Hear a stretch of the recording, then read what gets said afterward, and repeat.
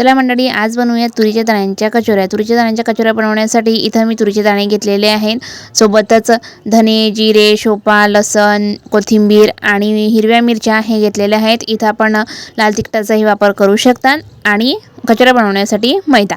चला आता साहित्य काढून झालं, आता कचोऱ्या बनवायला सुरुवात करूया. सर्वात आधी सर्व साहित्य आपल्याला भाजून घ्यायचं आहे. सर्व भाजून झालं की मसाला बारीक असा वाटून घ्यायचा. त्यानंतर दाणेही आपल्याला थोडेफार असे जाडसरसे वाटून घ्यायचे आहे. हे सर्व वाटून झाल्यानंतर एका साईडला आपल्याला मैद्याचा छान प्रकारे गोळाही बनवून घ्यायचा आहे.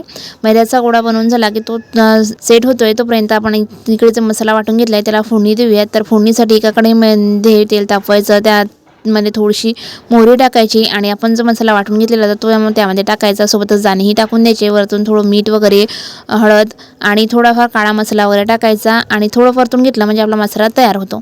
चला तर आता मसाला थंड होऊ द्यायचा. मसाला थंड झाल्यानंतर एक कढई ठेवायची, त्यामध्ये तेल टाकायचं. तेल तापलं की त्यामध्ये आपल्याला छान अशा कचोऱ्या तळून घ्यायच्या आहे. तर इथं आपण लहान मोठ्या आपल्या आकाराने आपल्याला जसं आवडतील त्याप्रमाणे कचोऱ्या बनवायच्या आणि तळून घ्यायच्या आहेत.